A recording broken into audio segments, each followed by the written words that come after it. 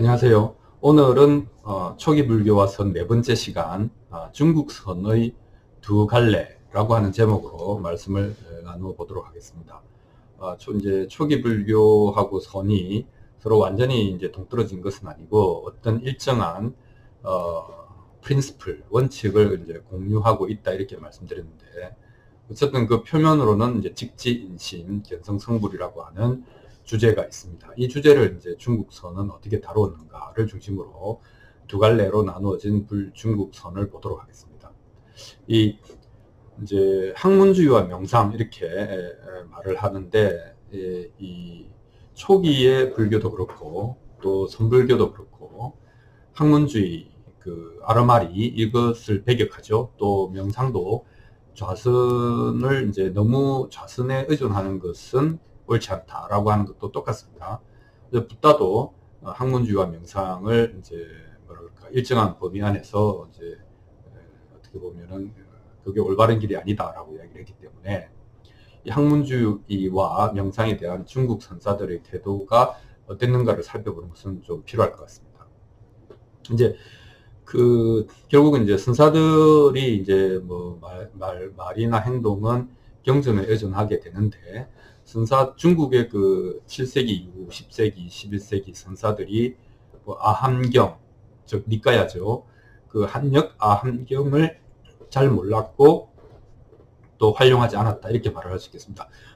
왜 그랬을까 하는 이제 의문이 생기죠.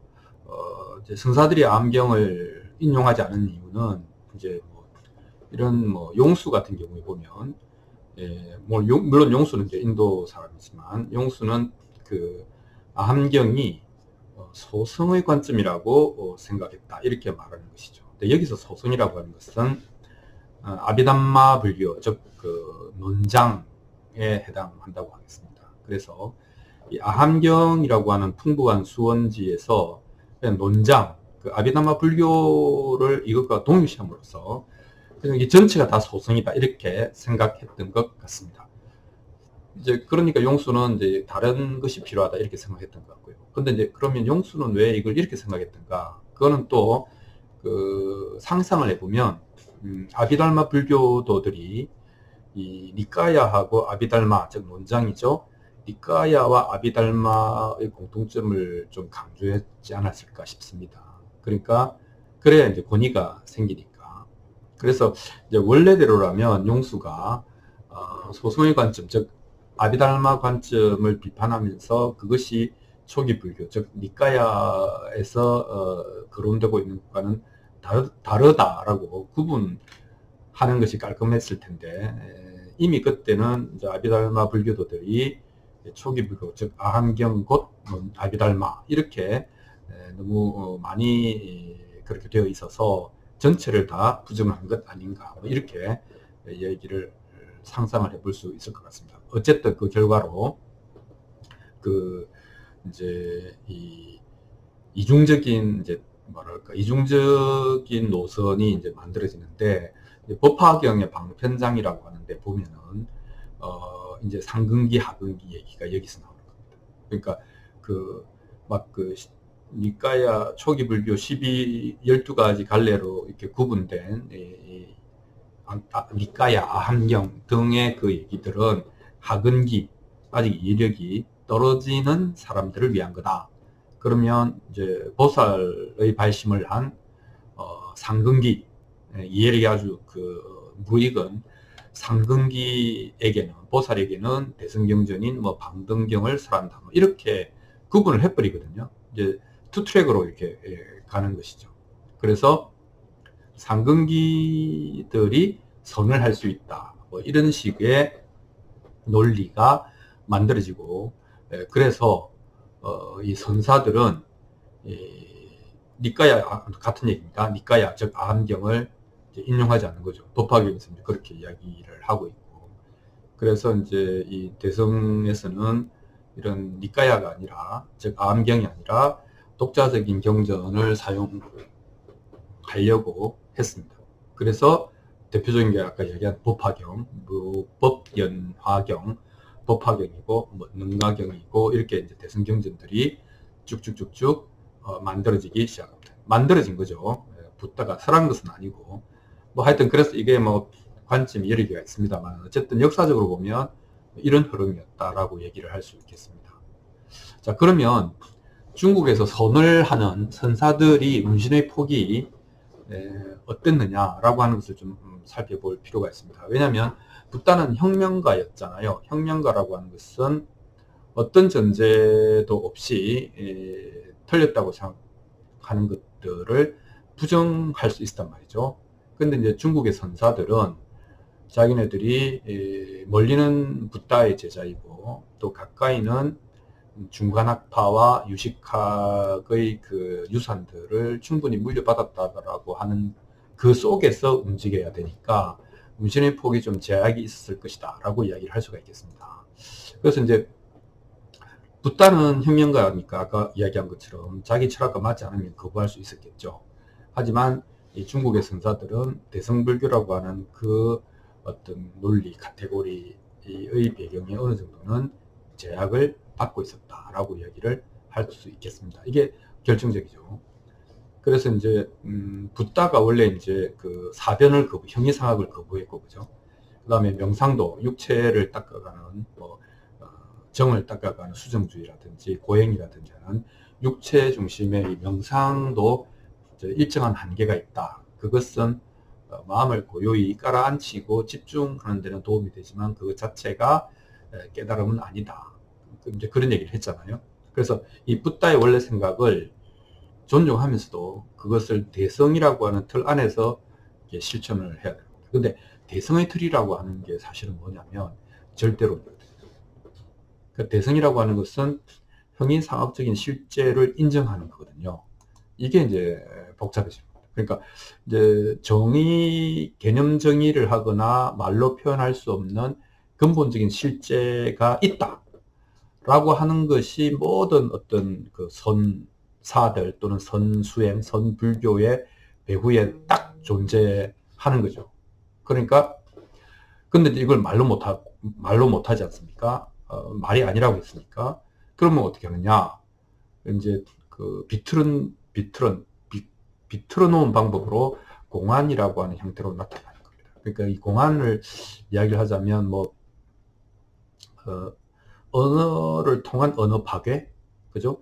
그 개념 정의가 불가능하다고 했으니까, 언어적 표현이 불가능하다고 했으니까, 근데 그것을 표현하기 위해서는 모든 언어를 파괴를 해야 되니까, 언어를 통해서 언어를 파괴하고, 그 다음에 사변적인 생각을 파괴할 수 있는 뭔가 아주 지독한 어떤 단어. 그러나 그 단어 자체를 그 소위 분석하거나 논리적으로 뭐 이렇게 탐구하거나 해서는 나올 게 없는 무의미 철자죠.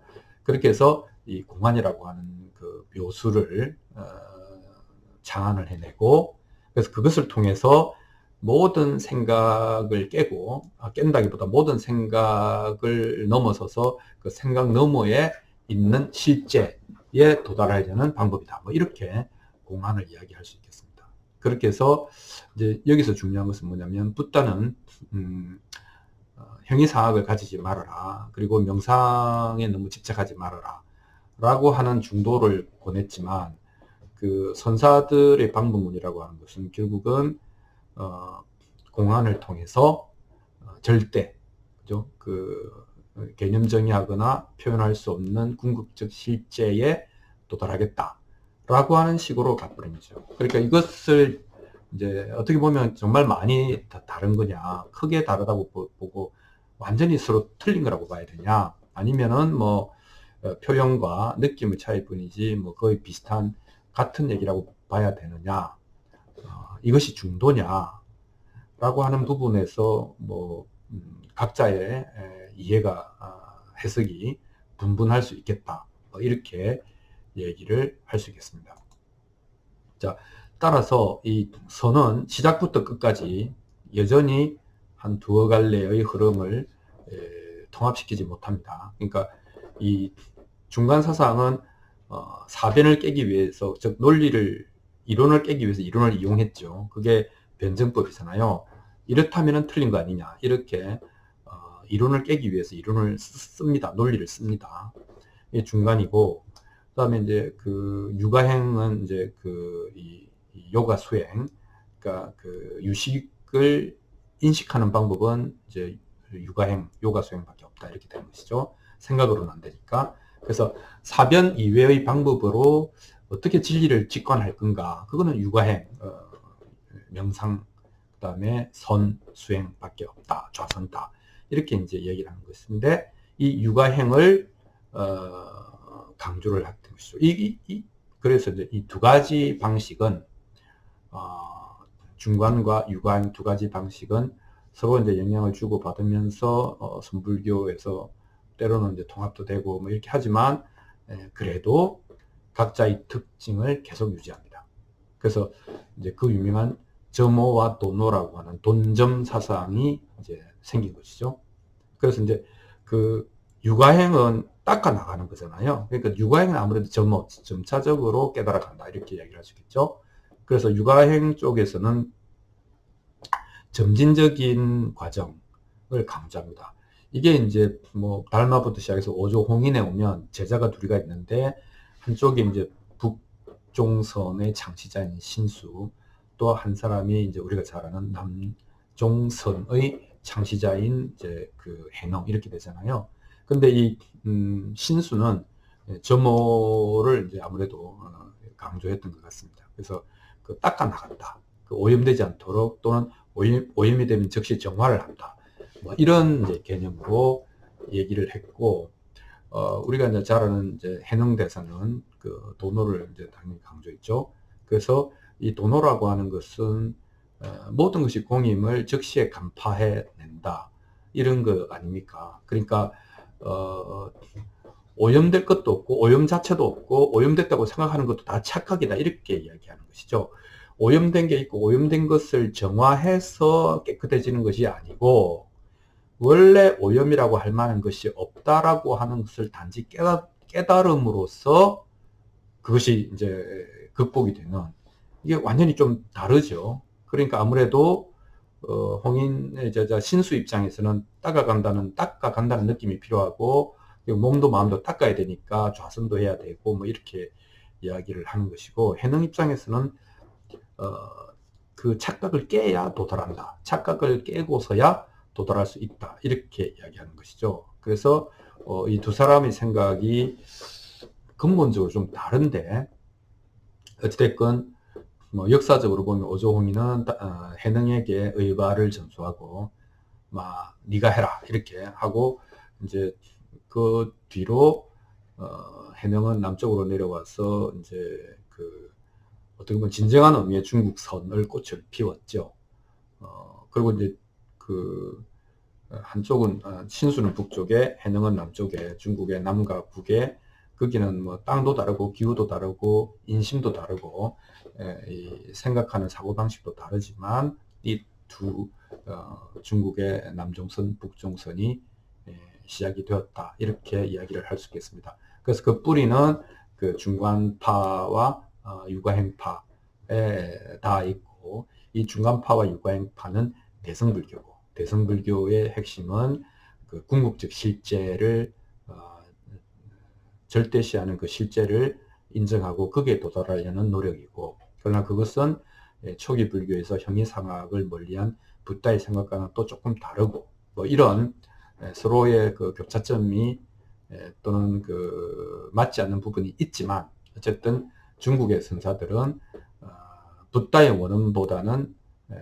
대승불교의 그 이론적 그 원리적 카테고리 안에서 크게 벗어나지는 못했다. 뭐 이런 정도의 얘기를 할 수 있겠습니다.